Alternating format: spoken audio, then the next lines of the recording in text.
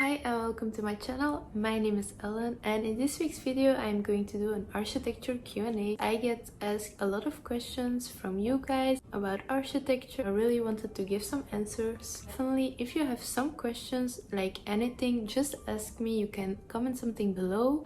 I read all my comments and I will try to help you as much as I can. You can send me a DM on Instagram if you have any questions related to architecture. I will definitely help you out. Also, don't forget to like this video and also subscribe. So we're almost at 500 subscribers, which is very exciting. So further ado, let's get into the video. First question that I get asked a lot is, what is your course about? What kind of subjects do you have? I also have my tablet here written because it's a lot of information. A little background story. Okay, so I accidentally deleted the part where I explain what I'm studying. So I'm just going to say it really quickly.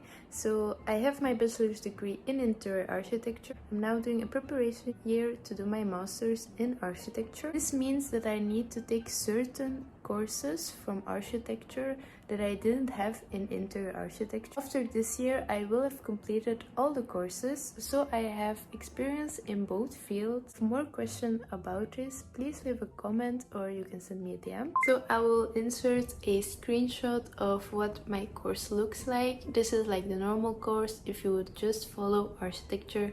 But like I said, since I took a different route, I did first interior architecture and now architecture. I have like a mix of both courses. So this is a normal one, but after this year completed, I have done all these courses as well. First courses that I will talk about are expression classes. These are very creative classes designed to develop you as a creative person. It's often combined with speciality and architecture. I will just show you guys some examples here. Like I know it's quite vague. So like teaches you to really think beyond and like come out of your comfort zone. Like very experimental, and it really learns you experimenting with different materials and techniques. When I look back, it was fake, but I did love it. It was kind of classes where you didn't really need to think a lot and you could just create and be creative. We have theoretical classes as well. They are divided like in different categories. Technical classes that focus on constructions, about the different layers of the skin of a building. We also have classes about comfort, temperature, ventilation, circulation, acoustics. We have classes about stability and structural engineering. We did have like in interior architecture the first year the same course as architecture, and then we really had the basics, but then in the second and the third year you will also have it, but like more in depth, and that's what I'm having right now. Definitely a lot of calculations. And for the third year we also have a group project and I can show you guys it if you would like to. Interesting, and I'm definitely learning a lot of new things that I didn't know before. Also have history classes, and this goes really in depth in architecture. Like it starts with the prehistory and it ends till like right now. Like you will see the whole history of architecture, goes really in depth. A lot of information. In interior architecture we also had design, and I'm also having in this preparation year the architectural class from the second year, and it's also a bit more about urban planning. So in the second semester I will have landscape architecture, so you can see like it's very broad. And then the most fun part I would say is the design courses, but also the hardest. These are actual projects that you design yourself. This first year it's still quite basic, like you learn how to draw plans, how to read plans, really guide you to it. Then in the second year it gets more difficult, like you will get added more things. And in the third year it's really like the total project. We'll learn about fire safety, compartmentalization, building envelope, like the skin of the building, circulation, construction and stability. Total project. Last year really brings it all together. Second half of your semester you will have your bachelor thesis. I already did mine in interior architecture, but now I need to do it again in architecture. So this is going to be very interesting and I'm definitely excited and also a bit scared. It will be something new. I'll definitely learn a lot along the way. and I can also document this for you guys if you want to. Those are like mainly all the subjects of the courses, but they each have their own sections, so let me know if you really want to see it more in depth. Now I gave you guys a bit of an overview.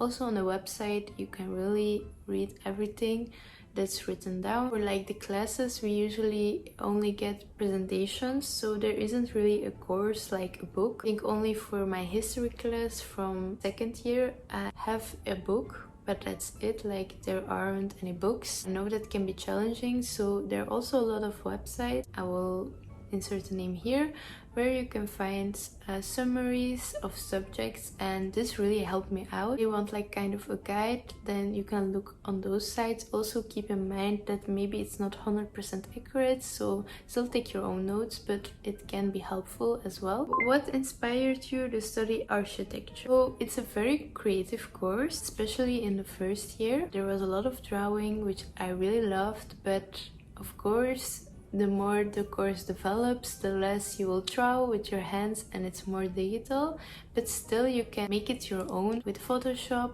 or Illustrator or on Procreate. You can really put your own touch on your sections and your plans, creative in that way. So that's what I really like. Always had an interest in like speciality. Someone experiences a space, how you can enhance it, and don't think about when we're in a public building. A lot of thought put into the circulation. Someone can move in a space and also very safely. How can we make it pleasant for someone? In the placement of certain material, it's about temperature or acoustics. There are many aspects to consider. I found that very interesting. If you're really interested in arranging and designing the space, like adding materials, textures, then I think interior design is really interesting for you. If you love constructions, comfort of a home, but also like still the textures and arranging of an interior, then I think interior architecture is really interesting for you. Or if you love the total concept of a building, the structure, stability, everything, then architecture is really interesting. Maybe you're just like, I love drawing plans, I love calculating everything, then you can be an architectural draftsman. Like there is so many options that you can choose, there's so many directions. It's definitely really wide. Like architecture is not just one thing, like it's connected to so many things. Definitely a place for everyone. To get stuck on one thing, for example, you can get your degree in architecture and still have a job that isn't an architect but something that's connected to it. Challenges do architecture students commonly face and how do you overcome them? I think the biggest challenge is definitely time management. I'm not good at it at all, but I try. Courses just demand so much of you. They want you to invest equal time in them, but sometimes it's just not possible, especially the design courses.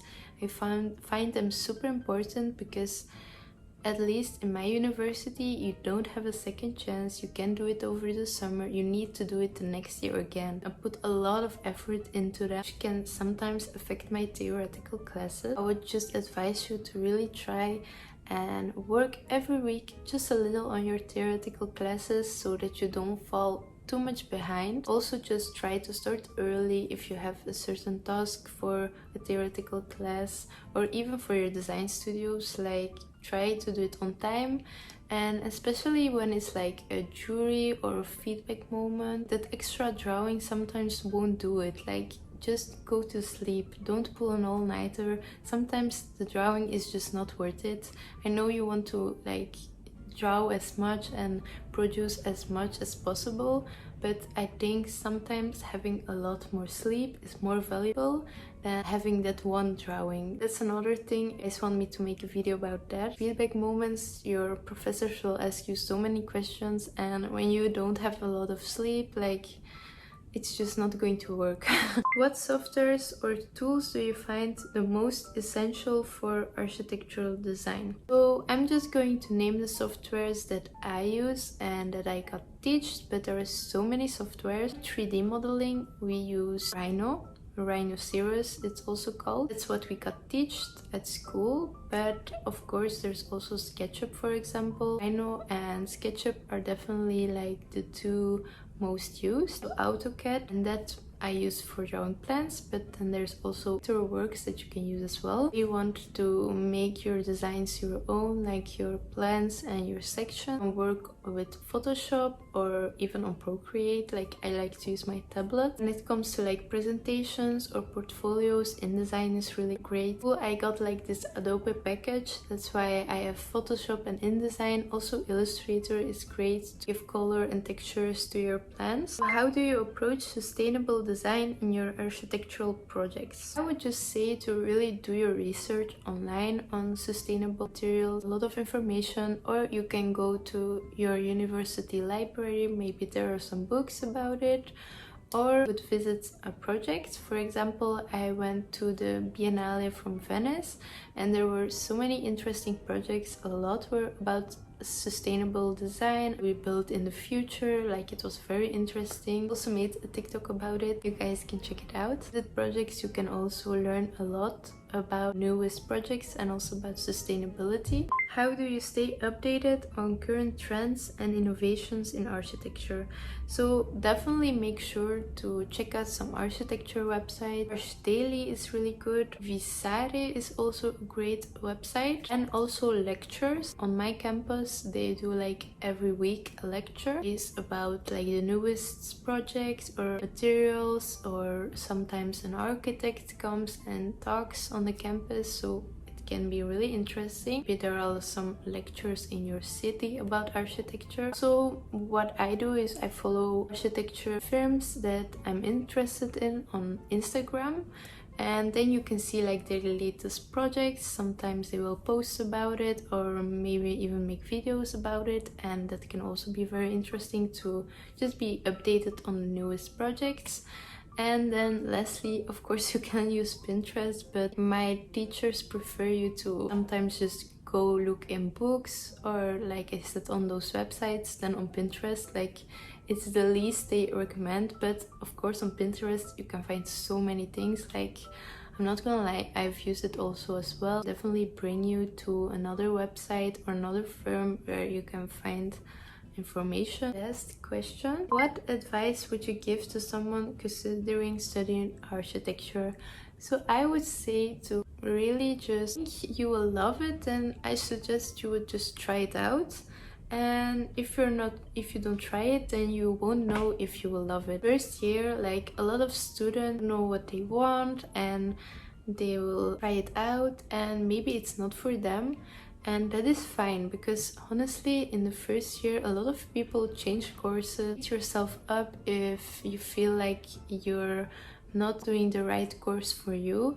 It's totally normal. Like for example, I've studied interior architecture and now I'm still going to do my master's in architecture. If you really want to do it, you can still find your way. Really, don't worry. I think I'm going to end the video here, but definitely let me know if you want a part 2.